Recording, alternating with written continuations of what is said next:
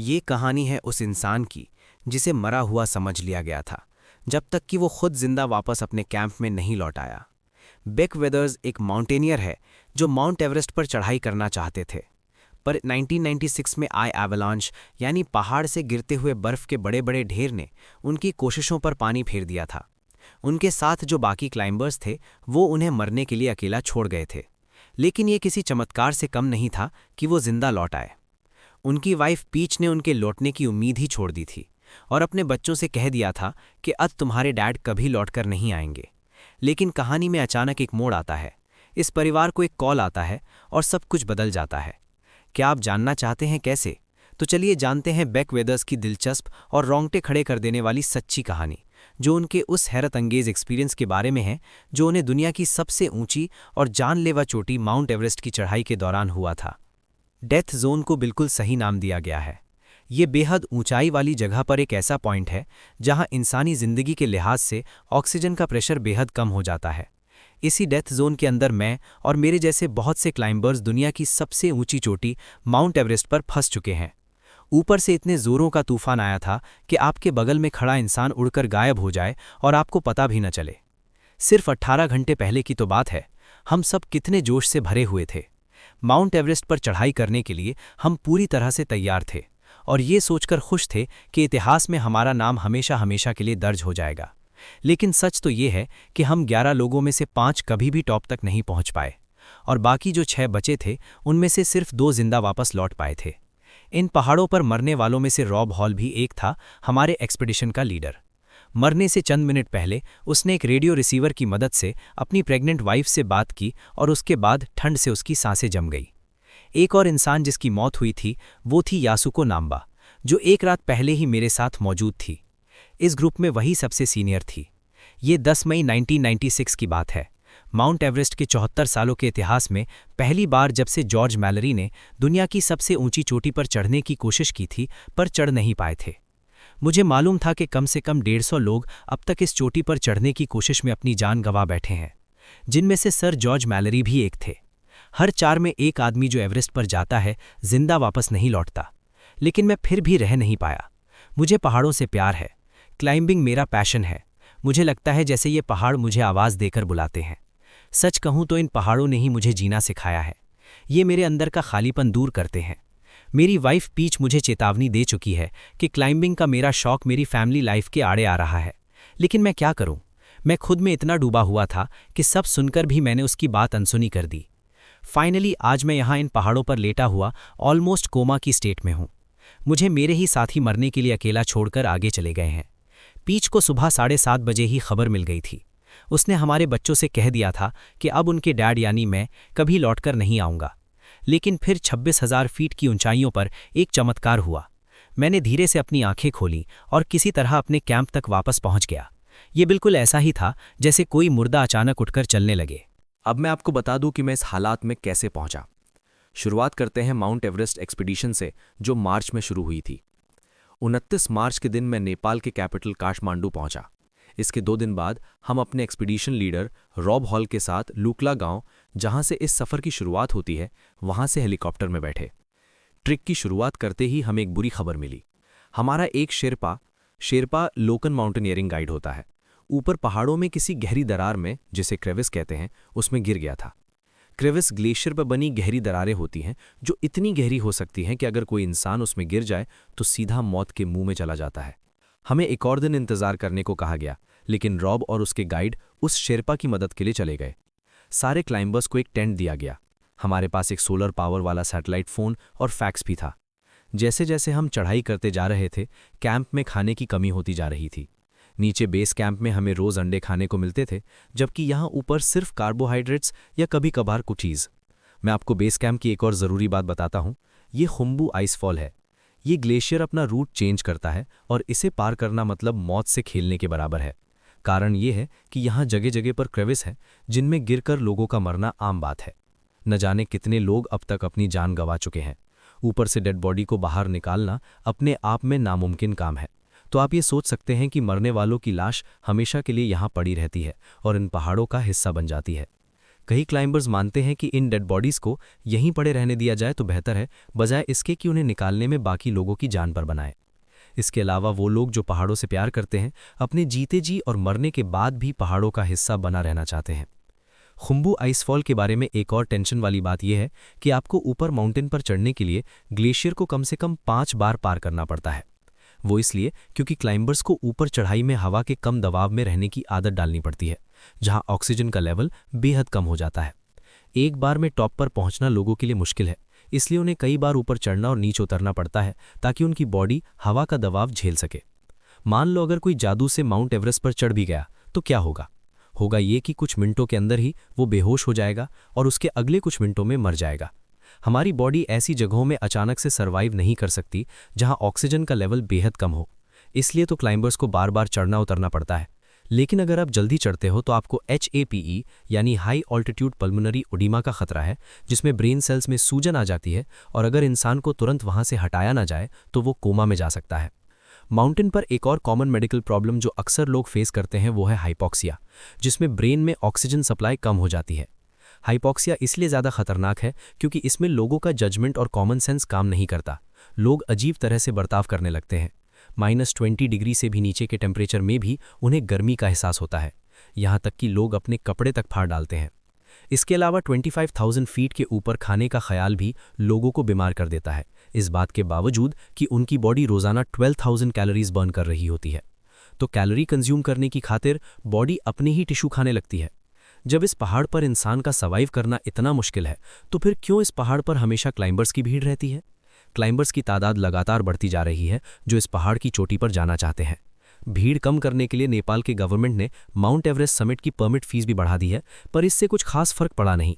Climbers की तादाद साल दर साल पहले से ज़्यादा बढ़ रही है, जिसमें मैं और मेरी एक्सपीडिशन टीम भी शामिल थी, जो कुछ सुनना नहीं चाहते, बस किसी तरह एक बार चोटी पर पहुंचना चाहते हैं। हमारे ट्रिप का प्लान बड़ा सिंपल था। हमें हाई कैंप तक चढ़ाई करनी थी, जहां हम 3-4 घंटे रेस्ट करने वाले थे और उसके बाद अगले दिन दिन रात चढ़ाई करके 10 मई दोपहर तक चोटी पर पहुंचना था। लेकिन एक स्ट्रिक्ट रूल था, हम 2 बजे के बाद किसी भी हालत में समिट नहीं पहुंच सकते थे। अगर आप दोपहर के 2 बजे तक चोटी नहीं पहुंचे तो आपके पास वापस लौटने का टाइम नहीं बचेगा। ऊपर हवा बेहद कम दबाव वाली होती है, जिसे थिन एयर कहा जाता है। हर सेकंड मौत का खतरा सिर पर मंडराता रहता है। अगर आपने सारी ऑक्सीजन यूज कर ली तो चोटी से जिंदा नीचे उतरना लगभग नामुमकिन है। हमें हाई कैंप पहुंचे कुछ ही घंटे हुए थे कि हमने रॉब की आवाज़ सुनी। वो हमसे कह रहा था, रेडी हो जाओ, फाइनली वो दिन आ गया है। मैंने अपने लेफ्ट की तरफ देखा। मेरा टीम मेंबर डग हैंसन था, जो एक मामूली पोस्टमैन था, पर उसके सपने बड़े थे। बेचारे इस सफ़र से बुरी तरह थक चुका था। उसके चेहरे से साफ पता चलता था कि उसकी तबीयत ठीक नहीं है। वैसे पहाड़ों पर वो पहली बार नहीं आया था, वो पहले भी आ चुका था, पर उस बार उसे चोटी से कुछ मीटर नीचे वापस लौटना पड़ा था। लेकिन इस बार वो किसी भी सूरत में लौटने को तैयार नहीं था। मैं भी हर हाल में ऊंचाई तक पहुंचना चाहता था। हालांकि मैं उतना नर्वस नहीं था। मुझे पता है टॉप तक पहुंचना एक ऑप्शनल चॉइस है, लेकिन नीचे लौटना हर हाल में ज़रूरी है। जब हम ऊपर चढ़ रहे थे तो मैं माइक ग्रूम, हमारे गाइड और हमारी टीम के ही एक जर्नलिस्ट जॉन क्रकावर के एकदम पीछे चल रहा था। ऊपर चढ़ते हुए मुझे धीरे धीरे एहसास हुआ कि मुझे पहाड़ तो दिख ही नहीं रहा है। मैं हैरान था, पर तभी मुझे पता चला ऐसा क्यों हो रहा है। दरअसल मेरी दूर की नज़र हमेशा से कमज़ोर थी, जिसका मैंने 1.5 साल पहले ऑपरेशन भी करवाया था। हालांकि मुझे पता नहीं था, और शायद ज़्यादातर आई स्पेशलिस्ट भी नहीं जानते होंगे, कि इस टाइप की सर्जरी होने के बाद इतनी ऊंचाई पर जाना इंसान को अंधा कर सकता है। मुझे लगा शायद सूरज निकलने के बाद मुझे ठीक से दिखने लगेगा। मैं लाइन से बाहर निकल गया और बाकियों को आगे जाने दिया। मैंने रॉब से कहा कि मैं सूरज निकलने के बाद ही जर्नी कंटिन्यू करूंगा। रॉब ने मुझे ऑर्डर दिया कि मैं आधा घंटा वेट कर लूं। अगर उसके बाद भी फर्क नहीं पड़ा तो मुझे ये सफ़र बीच में रोकना होगा। मैंने उसकी शर्त मान ली। मैंने कहा अगर आधे घंटे बाद भी मुझे दिखाई नहीं दिया तो मैं नीचे उतरना शुरू कर दूंगा। लेकिन रॉब को मेरा आइडिया पसंद नहीं आया। वो मुझे अकेला नीचे नहीं भेजना चाहता था। उसने कहा कि मैं उसके लौटने का इंतज़ार करूं ताकि हम दोनों एक साथ नीचे उतर सकें। मैं उसकी बात से सहमत हो गया। एक बार भी मेरे मन में नहीं आया कि शायद रॉब कभी लौटकर आ ही ना पाए। दोपहर तक 3 लोग नीचे उतरे और उन्होंने मुझसे कहा कि मैं उनके साथ नीचे चलूं, पर मैंने रॉब से वादा किया था कि मैं उसके साथ ही लौटूंगा, इसलिए मैंने उन्हें मना कर दिया। वो लोग आगे बढ़ गए और मैं वहीं रॉब का इंतज़ार करने लगा। मुझे लगा रॉब 3 बजे तक नीचे आ जाएगा, लेकिन 3 तो बज चुके थे और रॉब का कहीं पता नहीं था। फिर जल्द ही 5 बज गए और अब मुझे बेहद ठंड लग रही थी। मैं बॉटल की ऑक्सीजन के सहारे सांस ले रहा था, लेकिन मैं एक ही जगह पर 10 घंटों से बैठा था तो मेरी तबीयत खराब होने लगी। यहाँ तक कि मुझे हेल्यूसिनेशन यानी भ्रम होने लगा था। और तभी जॉन क्रिकावर वहां पहुंचा और उसने मुझे अपने साथ नीचे चलने को कहा। माइक ग्रूम उससे सिर्फ 20 मिनट दूर था, तो मैंने कहा बेहतर होगा कि मैं गाइड का ही वेट करूं। मेरी बात सुनकर वो भी आगे बढ़ गया और मैं अब माइक का वेट करने लगा। आधे घंटे बाद माइक और यासुको भी वहां पहुंच गए। यासुको को देखकर मुझे लगा वो मरने वाली है, उसकी हालत खराब थी। माइक ने मेरी कमर पर रस्सी बांधी और मुझे नीचे उतरने में मेरी हेल्प करने लगा। अभी हम लोग उतरने की कोशिश ही कर रहे थे कि बड़े जोरों का बर्फीला तूफान आया और हम जहां के तहां रह गए। मैंने माइक को कसकर पकड़ लिया क्योंकि मुझे कुछ दिखाई नहीं दे रहा था। यासुको की हालत और भी खराब थी। मैं थोड़ा बहुत चल पा रहा था, लेकिन कुछ दिखाई नहीं देने की वजह से नीचे उतरना मेरे लिए मुश्किल हो रहा था। तो ये डिसाइड किया गया कि बाकी मेंबर्स नीचे कैंप पहुंचकर ऊपर हमारे लिए हेल्प भेजेंगे। वो लोग नीचे पहुंच चुके थे, पर तूफान इतना तेज था कि ऊपर मदद भेजना पॉसिबल नहीं था। कोई नहीं हमारी मदद के लिए ऊपर आ पाया, कोई नहीं सिवाय एक रशियन के, एनाटोली बुकरीव के। बुकरीव ऑक्सीजन के बिना ही ऊपर चढ़ा और सबसे पहले नीचे उतरा था, इसलिए कैंप में रेस्ट करने के लिए उसे काफ़ी टाइम मिल गया था और अब वो बाकी लोगों की हेल्प करने ऊपर आ गया था। वो स्कॉट फिशर को ढूंढने ऊपर आया था, जो एक दूसरी एक्सपीडिशन टीम का लीडर था। स्कॉट की एक्सपीडिशन टीम का नाम भी उसके एटीट्यूड जैसा ही था, माउंटेन मैडनेस, यानी नो रूल्स नो रिस्ट्रिक्शंस। उसने अपनी टीम को पहाड़ों पर यूं ही भटकने के लिए छोड़ दिया था। बदकिस्मती से स्कॉट की ठंड से जमकर मौत हो गई थी। एनाटोली ने मुझे और यासुको के अलावा हमारी टीम के 3 और मेंबर्स को भी ढूंढा था। उसने हम दोनों को वहीं छोड़कर उन तीनों को नीचे ले जाने का फैसला किया। अगर वो मौके पर नहीं पहुंचता तो शायद अब तक वो तीनों मर चुके होते। लेकिन बाकी टीम मेंबर्स की किस्मत उतनी अच्छी नहीं थी। डग शाम के 4 बजे ऊपर चढ़ा था। मुझे समझ नहीं आ रहा था कि रॉब ने उसे इतने लेट ऊपर क्यों आने दिया। हालांकि डग चोटी पर पहुंच चुका था, लेकिन वो लौट नहीं सका। डग की हालत देखते हुए रॉब ने बेस कैंप कॉल करके हेल्प मांगी, तो उन्होंने कहा कि डग को वहीं छोड़कर वो नीचे उतर जाए। लेकिन जो लोग रॉब को नहीं जानते, उन्हें शायद ये नहीं पता था कि वो कभी ऐसा नहीं कर सकता था। उसने ऐसा किया तो वो खुद को क्या जवाब देगा। रॉब हेल्प के लिए कॉल करता रहा। हमारी टीम के दूसरे गाइड एंडी हैरिस ने रेडियो पर सुन लिया था कि रॉब मदद के लिए पुकार रहा है। वो बड़ी कोशिश करके ऊपर तक आया और रॉब को नीचे साउथ समिट तक पहुंचने में हेल्प की। डग रास्ते में गिर गया था। एंडी कुछ देर रॉब के साथ ही रहा, उसके बाद ऐसा गायब हुआ कि कभी लौटकर नहीं आया। उसका इस तरह से गायब होना आज तक एक रहस्य बना हुआ है। कोई नहीं जानता कि एंडी हैरिस के साथ क्या हुआ था। रॉब ने किसी तरह से रात काट ली। अगले दिन दोपहर के वक्त जब रेस्क्यू की कोई उम्मीद नहीं बची, तो बेस कैंप ने उसकी वाइफ जैन को कॉल किया। रॉब और जैन की सैटेलाइट फ़ोन के जरिए बात कराई गई। दोनों ने आपसी सहमति से तय किया कि वो अपने आने वाले बच्चे का नाम सैरा रखेंगे। जैन से बात करते हुए रॉब के आखिरी शब्द थे, मैं तुमसे बहुत प्यार करता हूँ जैन, लेकिन तुम ज़रा भी चिंता मत करना। और बस उसके बाद फ़ोन पर रॉब के रोने की आवाज़ सुनाई दी। वो अकेला पड़ा अपनी मौत पर रो रहा था, लेकिन उसे पता नहीं था कि रेडियो अभी भी ऑन है। 11 तारीख की सुबह के वक्त तूफान जब लुका तो मुझे और यासुको को ढूंढने के लिए 3 शेरपा ऊपर भेजे गए। हम बर्फ़ के अंदर दबे थे। उन लोगों ने हमारे चेहरों से बर्फ़ हटाई तो देखा हमारी सांसें चल रही हैं, लेकिन उन तीनों ने हमें बाहर निकालने के बजाय वहीं छोड़ दिया। उन्हें लगा शायद हम मरने वाले हैं। वो लोग हमारी खातिर अपनी जान जोखिम में नहीं डालना चाहते थे। तूफान किसी भी वक्त वापस आ सकता था। उन्होंने बेस कैंप कॉल करके बोल दिया कि हम मर चुके हैं। ये खबर पीच को भी फ़ोन पर दे दी गई थी। उसने पूछा क्या उम्मीद की ज़रा भी गुंजाइश है, तो उन्होंने कहा बॉडी की पहचान की जा चुकी है। पीच को अपने कानों पर यकीन नहीं हुआ। बच्चों को बताने से पहले उसने हमारे परिवार और दोस्तों को खबर करना ठीक समझा। हर किसी को कॉल करने के बाद वो हमारे बेटे के रूम में गई और उसे बताया कि उसके पिता यानी मैं पहाड़ पर मारे गए। लेकिन मेरे बेटे ने कोई रिएक्शन नहीं दिया, वो एकदम चुप हो गया था। उस वक्त मेरी बेटी स्कूल में थी। पीच स्कूल पहुंची और उसे भी ये खबर दी। खबर सुनते ही उसने रोना शुरू कर दिया। दोनों रोते रोते घर पहुंचे तो पीच के पास एक और कॉल आया। वो बार बार फ़ोन पर पूछ रही थी, क्या तुम्हें यकीन है, क्या आपको इस बात का पूरा यकीन है? फिर वो मुड़ी और बोली, बैक जिंदा है। करीब 4 बजे एक चमत्कार हुआ। अचानक मुझ में इतनी हिम्मत आ गई थी कि मुझे लगा मैं पहाड़ से नीचे उतर सकता हूँ। 3 दिनों से मैं भूखा था और 2 दिन से पानी की बूंद भी मेरे गले से नीचे नहीं उतरी थी।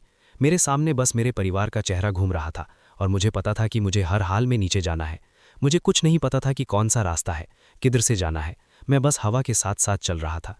फाइनली जब मैं कैंप में पहुंचा तो सबको एक झटका सा लगा। उन्हें अपनी आंखों पर यकीन नहीं हो रहा था। मैं सिर से पैर तक बर्फ में ढका हुआ था। मेरी एक बाजू जम चुकी थी जिसे कोई भी नीचे नहीं कर पा रहा था। मेरी स्किन ऐसे लग रही थी जैसे सफ़ेद मार्बल का पत्थर हो, जैसे मेरे अंदर खून ही नहीं है। उन लोगों ने मुझे स्कॉट फिशर के टेंट में लिटा दिया, जो पहले ही मर चुका था। फिर बेस कैंप फ़ोन करके मेरे जिंदा होने की खबर दी गई। सब खुश थे कि मैं जिंदा हूं, पर मेरी हालत देखकर उन्हें लगा नहीं था कि मैं ज़्यादा देर बच पाऊंगा। बेस कैंप टीम ने उन्हें कहा कि वो लोग मुझे नीचे लेकर ना आए। रात भर के लिए मुझे टेंट में अकेला छोड़ दिया गया, शायद मरने के लिए ही। वो लोग बार बार मरा हुआ आदमी बोलकर मेरा जिक्र कर रहे थे, पर तब मुझे समझ नहीं आया कि वो मेरी ही बात कर रहे हैं। अगले दिन हर कोई अपना सामान पैक करके जाने की तैयारी में था। मैंने टेंट के बाहर कुछ शोर सुना तो चिल्लाया। जॉन क्रकावर हर टेंट में झांककर चेक कर रहा था। जैसे ही उसने मेरी आवाज़ सुनी, वो दौड़ता हुआ अंदर आया और मुझे देखकर हैरान रह गया। उसे लगा नहीं था कि मैं जिंदा हूं। मैंने थोड़ी सी चाय पी और कुछ देर और रेस्ट करने के लिए लेट गया। उसके बाद हम सब नीचे उतर गए। कैंप 2 में पहुंचकर मुझे सोने के लिए स्लीपिंग बैग दिया गया। मेरे हाथों को गर्म पानी से भरी 2 बोतल के अंदर डुबोया गया। उसी वक्त मैंने हेलीकॉप्टर रेस्क्यू के बारे में सुना, जो पीच ने अरेंज की थी। मुझे तो ये सब कुछ परियों की कहानी जैसा लग रहा था। सब कुछ एकदम अजीब लग रहा था। पहाड़ पर जो सबसे निचला कैंप था, वो भी हेलीकॉप्टर के लिए सही ऑल्टीट्यूड से काफ़ी ऊपर था। हवा का दबाव इतना कम था कि हेलीकॉप्टर सीधा ज़मीन पर गिर सकता था। लेकिन ये बात पीच को किसी ने बताई नहीं थी। उसे मालूम नहीं था, तो उसने हेलीकॉप्टर का बंदोबस्त कर लिया था। उसने यूएस में हर गवर्नमेंट एजेंसी को कांटेक्ट करके मदद की गुहार लगाई कि मेरे लिए हेलीकॉप्टर भेजा जाए, क्योंकि मैं नीचे उतरने की हालत में नहीं था। मुझे मेडिकल केयर की बेहद ज़रूरत थी, जो पहाड़ की ऊंचाई पर अवेलेबल नहीं थी। सुबह 5:30 बजे आइसफॉल के किनारे एक हेलीकॉप्टर नजर आया। इसमें सिर्फ एक क्लाइंबर के बैठने की जगह थी, और वो था मैं। हेलीकॉप्टर फ्यूल पर सिर्फ 7 मिनट चला था। मुझे हॉस्पिटल पहुंचा दिया गया। मेरे हाथ अभी भी जमे हुए थे। मुझे अब समझ नहीं आ रहा था कि बिना हाथों के मैं घर कैसे जाऊंगा। हॉस्पिटल में जापानीज एम्बेसी की तरफ से कुछ विजिटर मुझसे मिलने आए। ये लोग यासुको नाम्बा के परिवार के सदस्य थे। मुझे समझ नहीं आ रहा था कि उन्हें क्या कहूं। मुझे बेहद अफसोस था कि मैं जिंदा हूं और यासुको बेचारी मर गई थी। मेरे दोनों हाथों पर बैंडेज के 2 बड़े गोले बने थे। मेरे चेहरे पर, नाक और गालों के पास डेड टिश्यू के ब्लैक पैच बन गए थे। मुझे हैंड सर्जन के पास ले जाया गया। मेरे हाथों की स्कैनिंग हुई तो पता चला कि मेरे हाथ मर चुके हैं। उनमें बिल्कुल भी ब्लड सर्कुलेशन नहीं था। मुझे सूजन और दर्द इसलिए नहीं हो रहा था क्योंकि मेरे हाथों में जान ही नहीं थी। मेरा दायां हाथ खुद ही टूटकर गिरने लगा था। अब मैं जिंदगी भर कभी हाथ से कोई काम नहीं कर पाऊंगा, और ना ही कभी अपने हाथ से हैमबर्गर पकड़कर खा पाऊंगा। मैंने देखा एक के बाद एक मेरी उंगलियां पत्थर जैसी हो गई थीं। मेरी नाक भी जमी हुई थी, लेकिन उसकी मुझे ज्यादा चिंता नहीं थी। ज्यादा से ज्यादा क्या होगा, मैं बदसूरत ही तो लगूंगा। पर हाथों के बिना तो मैं अपाहिज हो गया था। इस पहाड़ ने मेरी जिंदगी तो वापस कर दी थी, पर मुझसे कितना कुछ छीन लिया था। घर लौटने के बाद मुझे एहसास हुआ कि मैं अपने परिवार के लिए कितना गैर जिम्मेदार रहा। पीच ने मुझे घर वापस लाने के लिए क्या क्या पापड़ नहीं बेले, और मैंने उनके लिए क्या किया था। मैंने अपने माउंटेनियरिंग के शौक में अपनी फैमिली लाइफ को हमेशा नज़रअंदाज किया। मेरे वापस लौटने के बाद पीच ने मुझे बताया कि उसने पहले ही मुझे तलाक देने का मन बना लिया था। मैंने उसे वादा किया कि आज के बाद मेरा परिवार ही मेरी पहली जिम्मेदारी होगा। अपनी वाइफ के प्यार और सपोर्ट के लिए मैं हमेशा उसका शुक्रगुजार रहूंगा। अब मैं समझ सकता हूं कि पहाड़ों पर हमें हमारी बॉडी ऊपर नहीं ले जाती, बल्कि हमारा दिमाग ले जाता है। टॉप पर पहुंचने के घंटों पहले ही हमारी बॉडी थक चुकी होती है। सिर्फ हमारा विल पावर और फोकस ही हमें आगे धकेलता है। और यही फोकस अगर खो गया तो फिर हम में और किसी लाश में कोई फर्क नहीं रह जाता।